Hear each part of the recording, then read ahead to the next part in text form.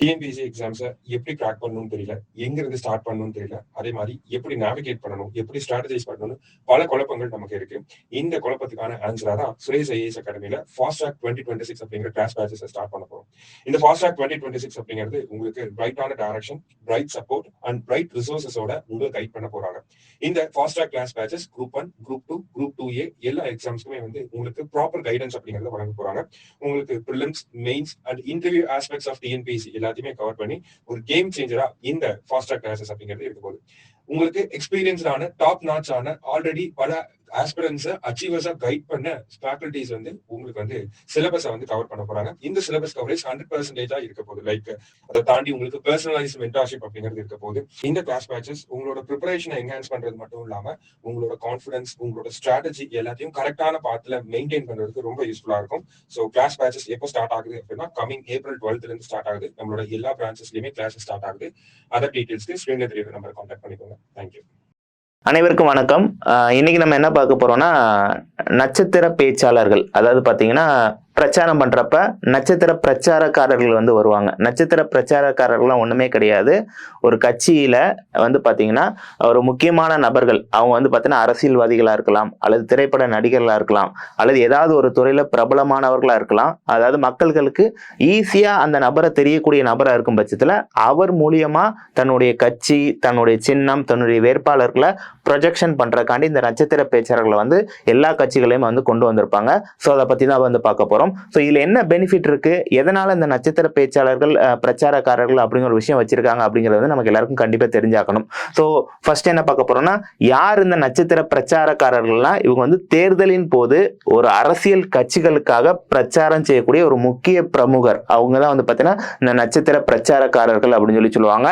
இவங்க வந்து ஒரு அரசியல்வாதியா இருக்கலாம், அல்லது ஒரு திரைப்பட நட்சத்திரமா இருக்கலாம், அல்லது வேறு சில துறையில ஏதாவது பிரபலமான ஆளா கூட இருக்கலாம். இவங்க தான் வந்து பார்த்தீங்கன்னா இந்த நட்சத்திர பிரச்சாரக்காரர்கள். ஸோ இதற்கான சட்டத்தில் என்ன வழிவகைகள் இருக்கு அப்படின்னு சொல்லி பார்த்தீங்கன்னா, 1951ஆம் ஆண்டு மக்கள் பிரதிநிதித்துவ சட்டத்தின் அடிப்படையில் அதுல பிரிவு 77 இதை பத்தி வந்து சொல்லியிருக்கிறாங்க. அதாவது அரசியல் கட்சி தலைவர்களின் பொதுவாக நட்சத்திர பிரச்சாரக்காரர்கள் என்று அழைக்கப்படுபவர்கள் தேர்தல் செலவுகள் குறித்து விவாதிக்குது. எதுக்காண்டி இந்த ஒரு விஷயம்னா, பொதுவா எலெக்ஷன்ல நிற்கக்கூடிய கேண்டிடேட்டுக்கு அவங்க பண்ணக்கூடிய செலவுகள் எல்லாத்தையும் நம்ம வந்து சப்மிட் பண்ணணும்.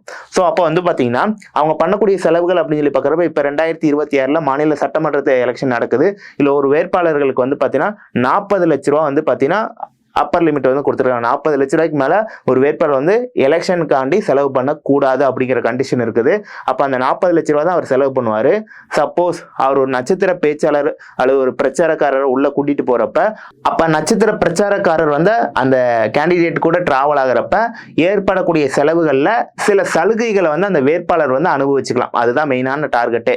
ஸோ அப்போ வந்து பாத்தீங்கன்னா யார் நட்சத்திர பிரச்சாரக்காரர்கள் இருக்கலாம் அல்லது இருக்கக்கூடாது என்பதை யார் தான் வந்து பாத்தீங்கன்னா வரையறுக்கிறாங்கன்னா சட்டம் தான் வரையறுக்குது. ஸோ அதை யார் வந்து பரிந்துரைப்பாங்க அப்படின்னு சொல்லி பார்த்தீங்கன்னா அந்தந்த கட்சியை சேர்ந்தவங்க தான் பரிந்துரைப்பாங்க. இப்போ எடுத்துக்காட்டுக்கு இப்போ நம்ம தமிழ்நாட்டில் இருக்கக்கூடிய ஒரு கட்சி, அவங்க கட்சி சார்பாக இத்தனை பேரை என்ன பண்ணலாம், எலெக்ஷன் கமிஷனுக்கு வந்து பரிந்துரை பண்ணலாம். அது எலெக்ஷன் கமிஷன் அதை வந்து அப்ரூவ் பண்ணிட்டாங்கன்னா அவங்க தான் வந்து பார்த்தீங்கன்னா அந்த எலெக்ஷனுக்கான நட்சத்திர பிரச்சாரக்காரர்களாக செயல்படுவாங்க.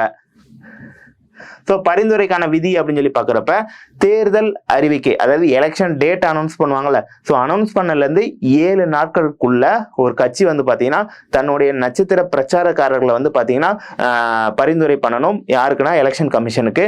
ஸோ அதுக்கான ரெஸ்ட்ரிக்ஷன் இருக்கு. அதாவது இப்போ சப்போஸ் பல கட்டங்களாக நடந்துச்சுன்னா, இப்போ நம்ம தமிழ்நாட்டில் ஒரே கட்டமாக தான் எலெக்ஷன் நடக்குது. இதே வெஸ்ட் பெங்கால் எடுத்துக்கிட்டீங்கன்னா 2 கட்டமாக நடக்குது. 2 கட்டமாக நடக்கிறப்ப 2 கட்டத்துக்கும் தனித்தனியாக என்ன பண்ணிக்கலாம்னா அவங்களுடைய நட்சத்திர பிரச்சாரக்காரர்கள் வந்து அனௌன்ஸ் பண்ணிக்கலாம். ஸோ அது வந்து நம்ம தமிழ்நாட்டை பொறுத்தவரை ஒரு கட்டம் தான். 7 நாட்களுக்குள்ள அவங்களை வந்து பரிந்துரை பண்ணுவாங்க. எத்தனை பேர் அப்படின்னா, அதாவது அங்கீகரிக்கப்பட்ட தேசிய அல்லது மாநில கட்சியாக இருக்கும் பட்சத்தில், அதாவது எலெக்ஷன் கமிஷனால் அங்கீகரிக்கப்பட்ட தேசிய அல்லது மாநில கட்சி.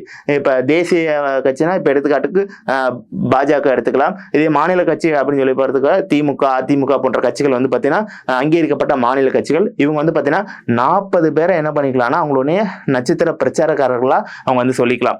சப்போஸ் அவங்க வந்து எலெக்ஷன் கமிஷன்ல பதிவு தான் பண்ணியிருக்கிறாங்க, அங்கீகரிக்கப்படலை. அங்கீகரிக்கணும்னா அதுக்கு சில வரையறைகள் வந்து வச்சிருக்காங்க. மாநில சட்டமன்ற தேர்தல் இருந்தாலும் சரி, நாடாளுமன்றத்தில் இவ்வளோ % ஓட்டு எடுக்கணும் அப்படிங்கிற சில அதெல்லாம் பேரை பார்த்துக்கலாம். ஸோ இந்த மாதிரி பதிவு பண்ண கட்சிகளாக இருக்கும் பட்சத்தில் 20 பேரை வந்து பார்த்தீங்கன்னா இந்த ஸ்டார் கேம்பெயினராக அவங்க வந்து பார்த்தீங்கன்னா ஃபிக்ஸ் பண்ணிக்கலாம். அவங்க வந்து பரிந்துரை பண்ணிக்கலாம். ஸோ பரிந்துரை அப்ரூவ் ஆனதுக்கப்புறம் அவங்க வந்து அந்த நட்சத்திர பிரச்சாரங்களை வந்து எல்லா பிரச்சாரத்துக்கும் பயன்படுத்திக்கலாம். ஸோ தேர்தல் செலவு விதி அப்படின்னு சொல்லி பார்க்குறப்ப ஒரு நட்சத்திர பிரச்சாரக்காரின் செலவுகள் பொதுவாக அரசியல் கட்சியிலே ஏற்கப்படுகிறது. இப்போ இவர் வந்து பிரச்சாரம் பண்ண போறப்ப இவருடைய பெருவாரியான செலவுகள் எல்லாமே கட்சியோட செலவுகளாக தான் எடுத்துக்கிடுவாங்களே தவிர வேட்பாளர்களோட செலவுகளாக கன்சிடர் பண்ண மாட்டாங்க. அதுதான் முக்கியமான ஒரு கண்டிஷனு.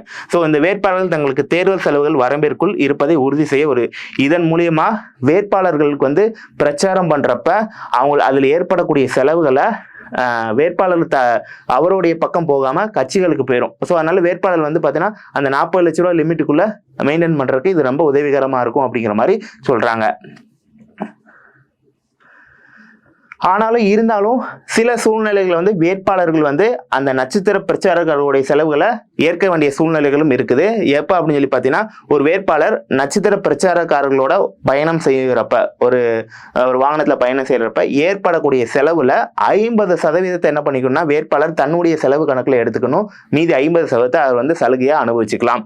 அதே நேரத்தில் நட்சத்திர பிரச்சாரங்கள் வேட்பாளர் ஒரே மேடையில இருக்கும் பட்சத்துல அங்க வந்து பாத்தீங்கன்னா ஒரு நட்சத்திர பிரச்சாரக்காரர் கட்சிக்கு ஓட்டு கேட்காம இப்ப நம்மளுடைய கட்சி இது, அதனுடைய சின்னம் இது, அதற்கு ஓட்டு போடுங்கள் கேட்காம பர்டிகுலரா ஒரு வேட்பாளரோட பெயரை குறிப்பிட்டு கேட்கும் பட்சத்துல அப்ப ஏற்படக்கூடிய செலவுகள்ல 50% என்ன பண்ணிக்கணும்னா அந்த இவர் வந்து ஏத்துக்கிற மாதிரி சூழ்நிலைகள் வந்து இருக்குது. ஸோ இதை தவிர்ப்பதற்காகவே பொதுவாக நட்சத்திர பிரச்சாரக்காரர்கள் ஒரு வேட்பாளரோட பெயரை குறிப்பிடாம பொதுவா வந்து பாத்தீங்கன்னா கட்சியின் பெயரு, கட்சியின் சின்னத்தை வந்து குறிப்பிட்டே வந்து பாத்தீங்கன்னா பிரச்சாரம் பண்றதை வந்து நம்ம வந்து பார்த்திருப்போம். சப்போஸ் ஒரு நட்சத்திர பிரச்சாரக்காரரா பிரதமர் இருக்கும் பட்சத்துல பிரதமரும் அப்ளை பண்ணிக்கலாம். ஸோ பிரதமர் இருக்கும் பட்சத்துல அதுல சில சலுகைகள் வந்து கொடுத்துருக்காங்க. ஸோ பிரதமர் அல்லது முன்னாள் பிரதமர் இருக்கும் பட்சத்துல அவங்களுக்கு குண்டு துளைக்காத வாகனங்கள் உள்ளிட்ட பாதுகாப்பு செலவுகளை அரசாங்கம் வந்து ஏத்துக்கணும். அதை வேட்பாளர்களோட செலவுல எழுத வேண்டிய நெசசரி கிடையாது. அதே நேரத்தில் இச்செலவுகள் அரசியல் கட்சியின் கணக்கிலோ அல்லது வேட்பாளர் கணக்கிலோ சேர்க்கப்படுவது கிடையாது. எனினும் பிரதமரோட சேர்ந்து ஒரு நட்சத்திர பிரச்சாரக்காரர் வந்து டிராவல் பண்றாருன்னா அப்போ வந்து பாத்தீங்கன்னா 50% செலவு வந்து வேட்பாளர் கணக்குல வந்து கொடுத்துருவாங்க. ஸோ பிரதமருக்கான ஒரே ஒரு இது அவருக்கான பாதுகாப்பு செலவுகள் எல்லாமே அரசாங்கம் தான் வந்து எடுத்துக்கிடுவாங்க. ஸோ முக்கியமான ஒரு விஷயம் என்னன்னா நட்சத்திர பிரச்சாரக்காரர்கள் அப்படிங்கிற பார்க்கும் பட்சத்துல அவங்க வேட்பாளரோட டிராவல் பண்ணி பிரச்சாரம் பண்ணுவாங்க எல்லா தொகுதியிலையும் போய். ஸோ அப்போ வந்து சில செலவுகளுக்கான சலுகைகள் வந்து இருக்கிறனால தான் இந்த மாதிரி நட்சத்திர பிரச்சாரக்காரர்களை விட்டு வேட்பாளருக்கு வந்து பிரச்சாரம் பண்றாங்க. ஸோ இதுதான் வந்து முக்கியமான இது. 2026 ஒரு வேட்பாளருக்கும் 40 லட்ச ரூபா வந்து இலக்கு வந்து வச்சிருக்கிறாங்க. உங்களுக்கு ஒரு கேள்வி என்னன்னா நம்ம தமிழ்நாட்டில் என்னென்ன கட்சிகள்ல என்னென்ன நட்சத்திர பேச்சாளர்கள்லாம் வந்து இப்ப ஸ்டார் கேம்பெயினரா இருக்கிறாங்க அப்படிங்கிறத நீங்க வந்து கமெண்ட்ல சொல்லுங்க.